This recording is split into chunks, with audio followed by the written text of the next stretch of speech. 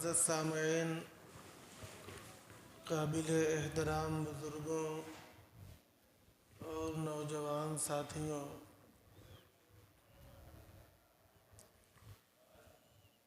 اللہ کی عبادت چاہے کتنی بھی عظیم ہو اور اللہ کی اطاعت چاہے کتنی بھی ضروری ہو، وہ تب تک اللہ تبارک و تعالیٰ کے یہاں معتبر نہیں ہوگی، تب تک اللہ رب العزت کے یہاں قبول نہیں ہوگی، جب تک کہ وہ عبادت اور وہ اطاعت اسلامی شریعت کے قانون کے مطابق نہ ہو۔ یہ بات اچھی طرح یاد رکھ لینا چاہیے۔ عبادت میں سب سے بڑی عبادت نماز ہے، اور نماز کے بعد زکوٰۃ ہے، رمضان کے روزے ہیں، بیت اللہ شریف کا حج ہے، اور ایمان لانا بھی اگر عبادت میں شمار کیا جائے یا آپ چاہیں اطاعت میں شمار کر لیں،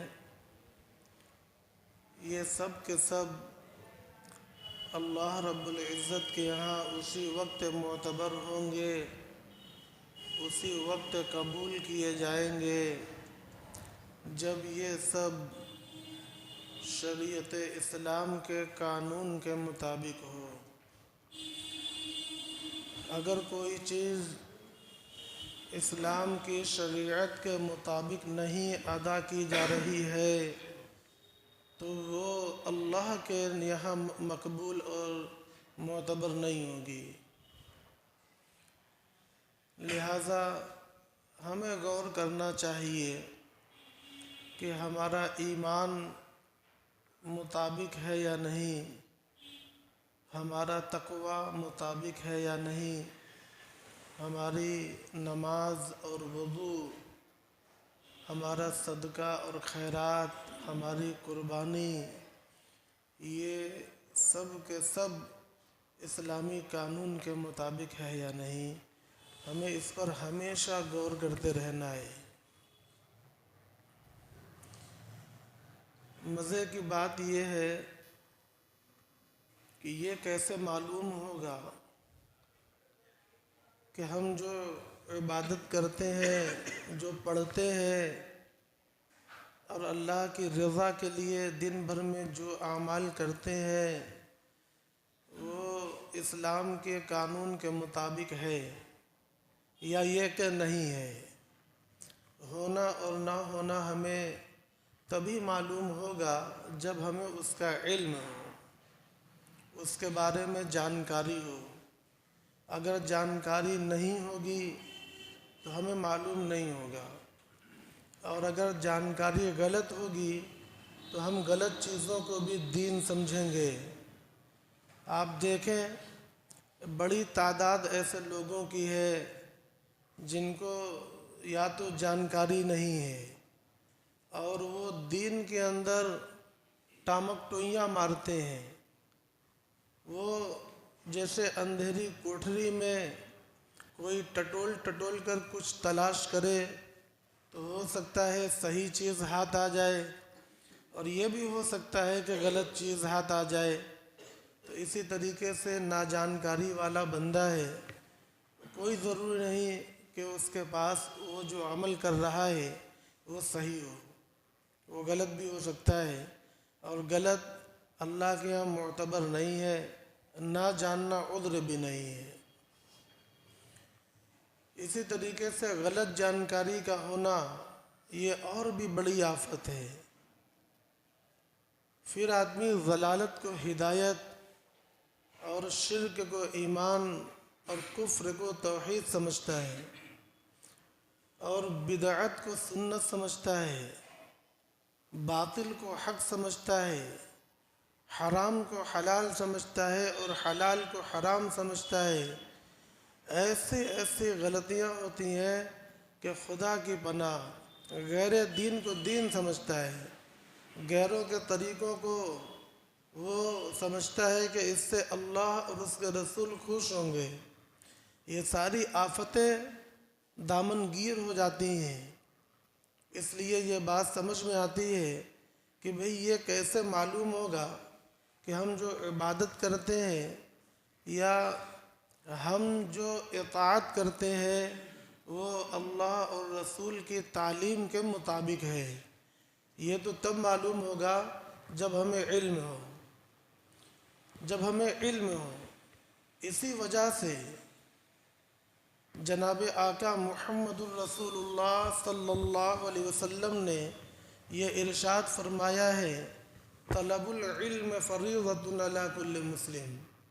ہر مسلمان پر، جب مسلمان بول دیا گیا تو مرد و عورت دونوں آ گئے، ہر مسلمان پر علم حاصل کرنا فرض ہے، اور فریضہ کا لفظ بالکل صاف صاف ہے، ترجمہ کرنے کی بھی ضرورت نہیں۔ طلب العلم فریضۃ، ترجمہ کرنے کی بھی ضرورت نہیں۔ فرض کس کو بولتے ہیں؟ جس کو چھوڑنے پر بڑا گناہ پڑے اور قیامت کے دن اس کا سخت حساب دینا پڑے، اس کو فرض بولتے ہیں۔ فرض اس کو کہتے ہیں جس کو کسی حال میں بھی چھوڑنا جائز نہیں ہوتا، الا یہ کہ شریعت کسی عذر کو بیان کر دے، اس کے بغیر اس کا چھوڑنا جائز نہیں ہوتا۔ تو یہ علم ایسی چیز ہے، اللہ تبارک و تعالی نے اس کو فرض قرار دیا ہے، جناب رسول اللہ صلی اللہ علیہ وسلم نے اس کی فرضیت کو بیان کیا ہے۔ اور ایک جگہ فرمایا، خیرکم من تعلم القرآن وعلمہ، تم میں سب سے بہتر آدمی وہ ہے جو قرآن کو سیکھے اور سکھائے۔ علوم میں بھی سب سے زیادہ بہتر اور سب سے مقدم اور سب سے زیادہ ضروری یہ قرآن کو سیکھنا اور سکھانا ہے۔ سورۃ توبہ میں اللہ رب العزت نے فرمایا، فلولا نفر من كل فرقة منهم طائفة ليتفقهوا في الدين ولينذروا قومهم إذا رجعوا إليهم لعلهم يحذرون۔ سورۃ توبہ میں اللہ تبارک و تعالی نے یہ ارشاد فرمایا ہے۔ ترجمے پر ذرا توجہ فرمائیے گا، ترجمے پر ذرا توجہ فرمائیے گا۔ اس آیت کا ترجمہ ذرا کٹھن ہے، لہذا جن لوگوں نے قرآن مجید کا ترجمہ کیا ہے، ضمیر کے لوٹانے میں ان کا اختلاف ہوا ہے، کیونکہ یہاں ضمیر بہت ہے، آیت کے اتنے حصے میں ضمیریں بہت ہیں۔ میں حضرت تھانوی رحمۃ اللہ علیہ کا ترجمہ آپ حضرات کے سامنے نقل کرتا ہوں، آپ اس پر غور فرمائیں۔ آپ نے کیا ترجمہ فرمایا؟ فلولا نفر وما كان المؤمنون لينفروا كافة، آیت یہاں سے شروع ہوتی ہے۔ اور مسلمانوں کو نہیں چاہیے کہ پوری کی پوری جماعت جہاد میں نکل جائے۔ جہاد کتنی بڑی عبادت ہے، آج ہم لوگوں کے سامنے جہاد کی شکلیں نہیں ہیں، اس لیے ہمیں اس کی اہمیت معلوم نہیں ہے، لیکن جہاد اور ہجرت یہ اسلام کی عظیم ترین عبادتیں ہیں، بہت بڑی عبادتیں ہیں۔ فرمایا اللہ تبارک و تعالی یہ کہنا چاہتے ہیں کہ مسلمانوں کے لیے یہ مناسب نہیں ہے کہ پورے کے پورے لوگ جہاد کے فریضے کے لیے چلے جائیں۔ جہاد کا فریضہ ضروری ہے، دشمن سے مقابلہ کرنا ہے، دشمن کو روکنا ہے، عوام کی حفاظت کرنا ہے، سرحد اور ملک کی حفاظت کرنا ہے، تب بھی یہاں کہا جا رہا ہے کہ یہ مناسب نہیں ہے کہ سارے لوگ چلے جائیں۔ پھر کیا مناسب ہے؟ آگے فرمایا، فلولا نفر من كل فرقة منهم طائفة ليتفقهوا في الدين۔ پھر اللہ تبارک و تعالیٰ یہ کہہ رہے ہیں کہ ایسا بھی ہو سکتا ہے کہ تم میں سے ہر بڑی جماعت میں سے ایک چھوٹی جماعت نکل کر فریضہ جہاد میں جائے۔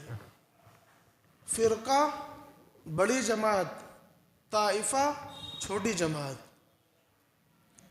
مسلمانوں کی الگ الگ ٹکڑیاں ہیں، الگ الگ بستیاں ہیں، الگ الگ گاؤں، الگ الگ قبیلے ہیں، تو ہر بڑی جماعت میں سے ایک چھوٹی جماعت نکل کر جہاد کے فریضے کو ادا کرے، ظلم کو روکے، انصاف کو قائم کرے، عوام کو ان کے حقوق کو دلائے۔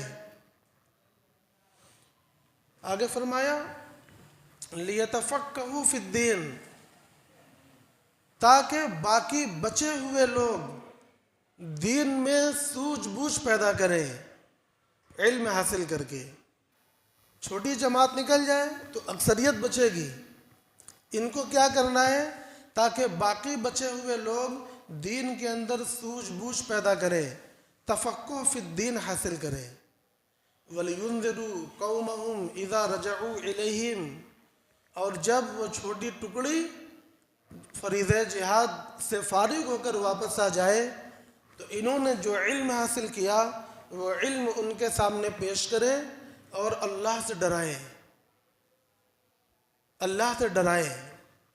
یہاں پر ایک بات اور سمجھ لیں کہ علم وہی معتبر ہے جس کو حاصل کرنے کے بعد اللہ کا خوف پیدا ہو جائے۔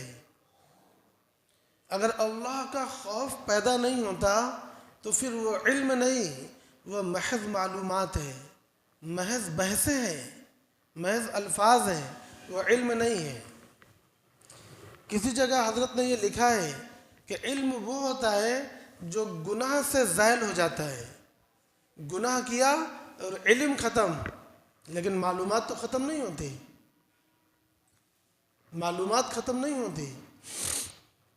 علم وہ چیز ہوتی ہے، تو جب علم حاصل کریں تو اپنی قوم کو ڈرائیں۔ کس چیز سے ڈرانا ہے؟ اللہ کی معصیت سے اور دین کو چھوڑنے سے، نبی کے طریقے کو چھوڑنے سے، ان چیزوں سے ڈرائیں، لعلہم یحذرون، اور تاکہ وہ لوگ ڈریں، یہ ڈرائیں اور وہ ڈریں۔ دیکھیں یہاں پر فریضہ جہاد کتنا ضروری امر ہے۔ اس جگہ پر بھی یہ کہا جا رہا ہے کہ سارے مسلمانوں کو نہیں جانا چاہیے، بلکہ مسلمانوں کی بڑی جماعت میں سے چھوٹی ٹکڑی کو فریضہ جہاد کے لیے جانا ہے اور باقی بچے ہوئے لوگوں کو اپنے مقام پر رہ کر علم دین حاصل کرنا ہے۔ تو اس آیت کے اندر جہاد کا بھی مسئلہ معلوم ہوا، اور اس آیت کے اندر یہ بات بھی تو معلوم ہوئی کہ اپنے مقام پر رہ کر تفقہ فی الدین کو حاصل کرنا یہ واجب اور فرض ہے۔ اس آیت سے یہ چیز بھی نکل کر آ رہی ہے، اگر ہم اس کو نہیں کرتے تو ہم ترک فرض میں مبتلا ہیں، ہم ترک واجب میں مبتلا ہیں۔ یہاں یہ چیز نکل کر آ رہی ہے۔ اور مزے کی بات یہ بھی ہے کہ مقابلہ کس کے ساتھ ہو رہا ہے؟ ایک طرف علم اور ایک طرف جہاد، ان دونوں میں مقابلہ ہے۔ اور آیت کا مضمون یہ بتا رہا ہے کہ علم حاصل کرنا اس سے بھی زیادہ ضروری ہے اور اس سے بھی زیادہ افضل ہے۔ یہ ساری چیزیں اس آیت کے مفہوم میں سمجھتا ہوں کہ آپ بھی محسوس کر رہے ہوں گے۔ علم اس قدر ضروری ہے، اسی کی تمہید میں نے شروع میں آپ حضرات کو بتلایا کہ عبادت کتنی بھی بڑی ہو، کتنی عظیم کیوں نہ ہو، اور اللہ کی اطاعت کتنی عظیم کیوں نہ ہو، لیکن اگر وہ علم دین کے بغیر ہے، وہ علم دین کے بغیر ہے، شریعت کے قانون کے مطابق نہیں ہے، تو وہ اللہ تبارک و تعالیٰ کے یہاں معتبر نہیں ہوں گی، وہ مقبول نہیں ہوگی۔ دھوکے میں نہیں رہنا چاہیے۔ امت دھوکے میں ہے، وہ یہ سمجھتی ہے کہ ہم کچھ بھی کر لیں اللہ تبارک و تعالیٰ کے ہاں سب کچھ قبول ہے۔ بھائی ہم لوگوں نے اللہ کو لگام نہیں ڈال رکھا ہے کہ ہم جدھر اللہ کو لے جائیں اللہ ادھر جانے لگے، ایسی کوئی بات یہاں پر نہیں ہے، بلکہ اللہ رب العزت نے ہمیں قانون دیا ہے اور ہمیں یہ بتلایا ہے کہ ہم لوگ امتحان کے لیے پیدا کیے گئے ہیں، آزمائش کے لیے پیدا کیے گئے ہیں۔ ہمارے اوپر کچھ پابندی عائد کر دی گئی ہے اور یہ بتلایا گیا کہ اس پابندی کو ادا کرنے سے تمہیں کامیابی ملے گی اور اس پابندی سے آزادی اختیار کرنے میں تمہیں سزا ملے گی، یہ بتلایا گیا۔ اور وہ پابندی وہ ہمارے فائدے کی ہے، ایسا بھی نہیں ہے کہ وہ پابندی غیر معقول چیز ہے، وہ سراسر ہمارے فائدے کی بھی ہے۔ یہ اللہ تبارک و تعالیٰ کا رحم ہے، اللہ کا کرم ہے کہ ہمارا ہی فائدہ ہے اور اسی پر انعام بھی ہے۔ تو بات یہی ہے کہ یہ جو پابندیاں اللہ رب العزت نے عائد کی ہیں ان کے اوپر ہمیں اجر ملنے والا ہے اور پابندیوں کو ترک کرنے پر ہمیں سزا ملنے والی ہے۔ تو جب اللہ نے پابندی عائد کی تو وہ پابندی ہمیں معلوم تو ہونا چاہیے۔ آج دیکھیں کہ کچھ بھی معلوم نہیں ہے، گویا اذان دینے والے کو اذان کے کلمات نہیں آتے، وہ اللہ اکبر کہتا ہے تو اس کو یہ نہیں پتا کہ وہ الف کو کس طرح ادا کرے گا، اس کو الف بھی ادا کرنے کا ڈھنگ نہیں ہے۔ کہتا ہے اللہ اکبر اللہ اکبر، یہ اشہد ان لا الہ الا اللہ اشہد ان محمد رسول اللہ وغیرہ، یہ بڑی غلطیاں ہیں، اذان ہوئی ہی نہیں سمجھے آپ۔ ایک ہوتا ہے سجدہ سہو سے کوئی چیز ہو جائے، حج کے اندر دم ادا کرنے سے حج ادا ہو جائے، ایک ایسی غلطی ہوتی ہے کہ وہ ہوا ہی نہیں، جیسے رکوع چھوٹ جائے، دو سجدے میں سے ایک سجدہ چھوٹ جائے تو آپ سب جانتے ہیں کہ نماز ہوئی نہیں۔ وضو چھوٹ جائے، بے وضو نماز پڑھ لیا تو نماز ہوئی نہیں۔ اسی طریقے سے یہاں پر غلطیاں ہو رہی ہیں۔ اللہ اکبر، اس کا مطلب یہ سوال کر رہا ہے کہ کیا اللہ سب سے بڑا ہے؟ یہ یقین تو نہیں ہوا۔ اگر سوال پیدا ہو گیا تو یقین نہیں ہے، اور ہمارا یہ کلمہ اللہ اکبر یہ بالیقین ہے، لہذا اذان نہیں ہوگی۔ کہہ رہا ہے اشہد ان یا اشہد ان، کھینچ دیا، اس کا معنی یہ ہوا کہ میں گواہی دیتا ہوں کہ میں محمد ہوں، اللہ کا رسول، نعوذ باللہ من ذالک۔ یہ ترجمہ میں سب کے سامنے بتا رہا ہوں، یہاں علماء بھی ہیں اور میری بات علماء تک پہنچے گی بھی، اس کے باوجود میں آپ کو بتا رہا ہوں کہ اس کا ترجمہ یہ ہوا، میں گواہی دیتا ہوں کہ میں محمد ہوں، اللہ کا رسول۔ یہ تو جھوٹ ہے،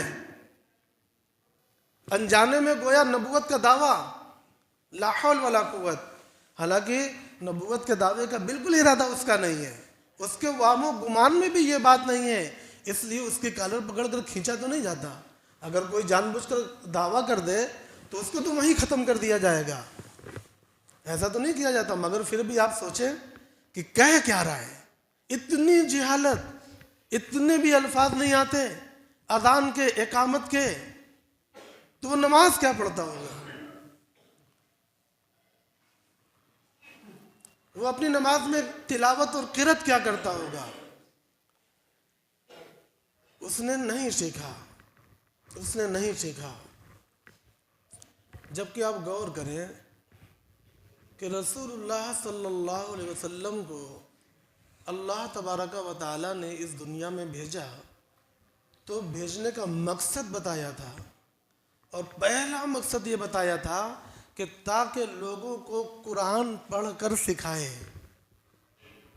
یتلو علیہم آیاتہ، اس کا معنی یہ ہے کہ قرآن کے الفاظ سکھائیں، قرآن کو سکھائیں لفظاً، یعنی قرآن کے الفاظ سکھائیں. الف کیسے پڑھا جائے گا، با کیسے پڑھا جائے گا، تا کیسے پڑھا جائے گا، سا کیسے پڑھا جائے گا، جیم کیسے پڑھا جائے گا، ہا اور خا کیسے پڑھا جائے گا، یاد رکھ جائیں. پھر یہ الفاظ مفرد ہیں، اب یہ الفاظ جڑیں گے. الف کسی کے ساتھ بھی جڑ جائے گا، با کسی کے ساتھ بھی جڑ جائے گی، اور جڑنے کے بعد وہ حرف اب کلمہ اور جملے کی شکل میں آئیں گے. تو پھر ان کو کیسے ادا کیا جائے گا، کہاں پر تشدید ہوگی، تشدید کی کیفیت کیا ہوگی، کہاں پر اخفا ہوگا، کہاں پر اظہار ہوگا، کہاں پر ادغام ہوگا، کہاں پر قلقلہ ہوگا، اور کہاں پر لین ہوگا، کہاں پر مد ہوگی. یہ ساری چیزیں مقصد بعثت نبوت میں ہیں. کون سکھاتا تھا؟ ابھی بھی آپ تردد میں ہیں. کون سکھاتا تھا ان چیزوں کو؟ جناب آقا محمد الرسول اللہ صلی اللہ علیہ وسلم آپ سکھاتے تھے. اسی لیے عشرہ کی قرات، سبعہ کی قرات اسی لیے ہوتی ہے. اللہ کے نبی نے جس طرح سکھایا، امت کے علماء نے اس کو آج تک محفوظ رکھا ہے. اور یہ اس لیے محفوظ رکھا ہے کیونکہ اللہ نے محفوظ رکھایا ہے. یہ دین یہ مٹنے والا دین ہے نہیں. جو مٹنے والے تھے سب کو اللہ نے مٹا دیا، اس میں ایک بھی دین زندہ نہیں ہے. یہ مٹنے والا نہیں ہے، اس لیے یہاں حفاظ آسانی سے پیدا ہوتے ہیں. 3 مہینے میں حافظ بنتے ہیں، 6 مہینے میں حافظ بنتے ہیں، بے شمار حافظ بنتے ہیں. اور دنیا کے آسان سے آسان کتابوں کا حافظ کوئی نہیں ملے گا. کہنے کا مطلب یہ ہے کہ کتنے افسوس کی بات ہے کہ اللہ کے نبی صلی اللہ علیہ وسلم کی بعثت کا جو پہلا مقصد تھا، ہم اسی سے غافل ہیں، ہم اسی کو نہیں پکڑ پا رہے ہیں.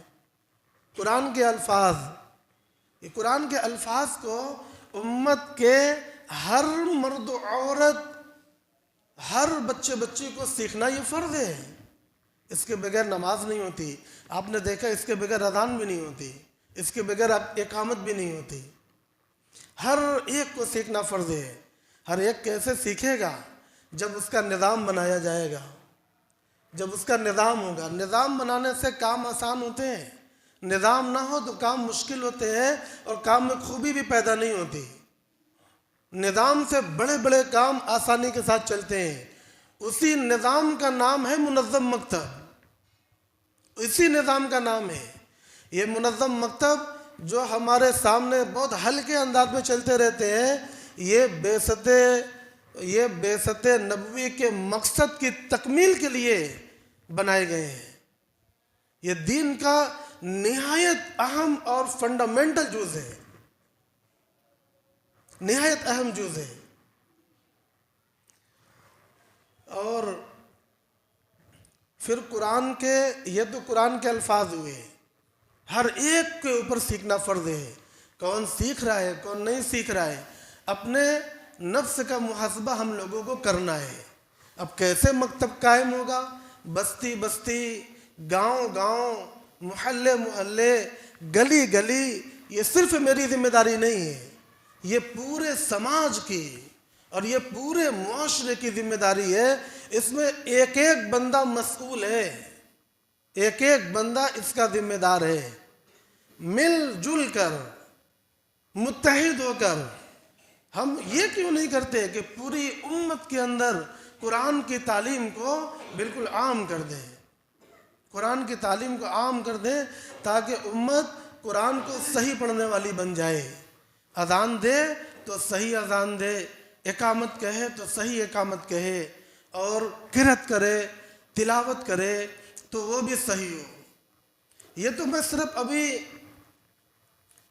الفاظ قرآن کی بات کر رہا ہوں.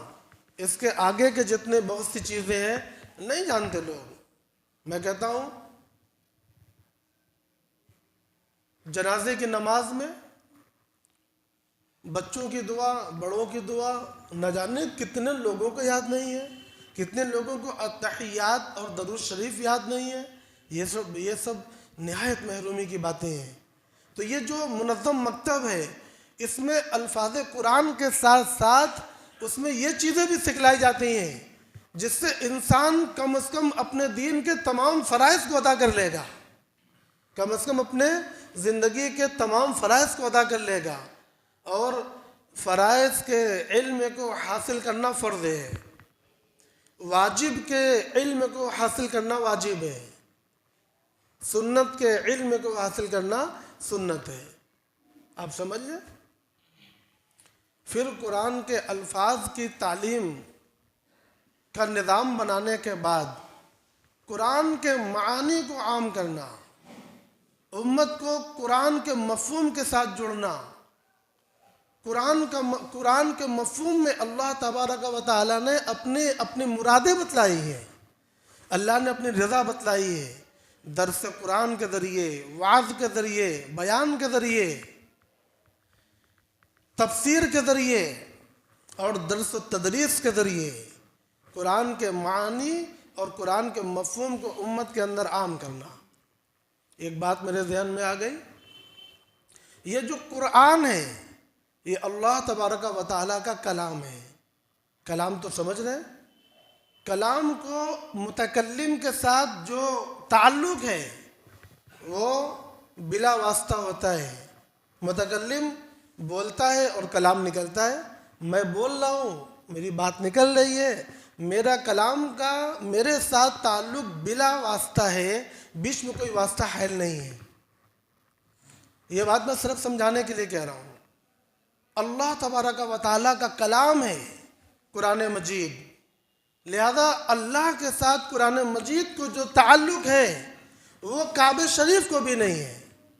آپ لوگ باتوں کو برا نہ مانیں، اگر کچھ ایسی باتیں آپ کے سامنے آئیں جو آپ کے علم کے خلاف ہوں یا حیرت میں ڈال دے کہ بھئی یہ عجیب بات ہو گئی، تو میں سمجھتا ہوں کہ حیرت نہ کریں۔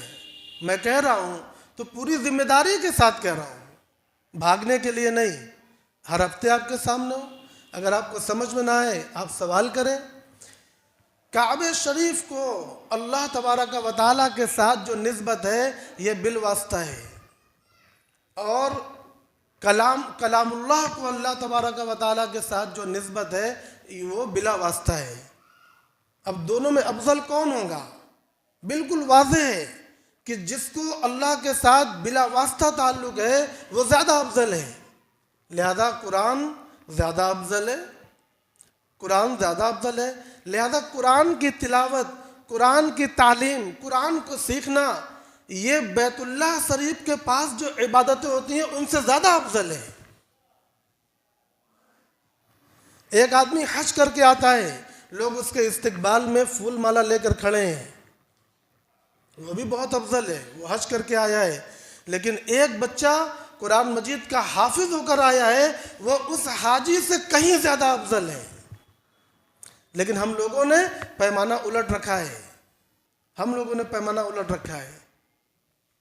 ایک بچہ جو قرآن مجید کے الفاظ کو سیکھنے کی محنت کر رہا ہے، اور ایک استاد جو قرآن مجید کے الفاظ کو سکھانے کی محنت کر رہا ہے، وہ مکے سے واپس آنے والے حاجیوں سے زیادہ افضل ہے، مگر ہم کبھی اس کے لیے پھول مالا لے کر کھڑے نہیں ہوتے۔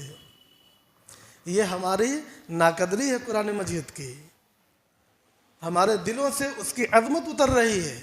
میرے دوستوں، نوجوانوں، بزرگوں، بڑی عاجزی کے ساتھ میں یہ کہتا ہوں کہ قرآن کی قدر کو پہچانیں، قرآن کی عظمت کو سمجھیں، قرآن کے الفاظ سے پیار کریں، قرآن کے الفاظ سے محبت کریں، اس کو سیکھیں، اس کو اپنے گھروں میں سکھائیں، اس کے لیے اپنے یہاں منظم مکاتب کا نظام ڈالنے کی بھرپور محنت کریں۔ قرآن نور ہے، قرآن اللہ کا کلام ہے، جتنا زیادہ آپ کا تعلق قرآن مجید کے الفاظ کے ساتھ ہوگا یہ مانا جائے گا کہ اتنا زیادہ آپ کا تعلق اللہ تبارک و تعالیٰ کے ساتھ ہے، کیونکہ کلام کا تعلق اللہ سے بلا واسطہ ہے۔ سمجھیں اس بات کو۔ اللہ تبارک و تعالیٰ سے یہ دعا ہے کہ پوری دنیا میں اللہ قرآن مجید کی محنت کو عام کر دے، الفاظ کی محنت کو بھی اور معانی کی محنت کو بھی اور پورے دین پر اللہ ہم سب کو ایسے چلائے جیسے اللہ تبارک و تعالیٰ کی مرضی ہے۔ ہماری زندگیوں کو اللہ سنت سے منور کر دے۔ وآخر دعوانا الحمدللہ رب العالمین۔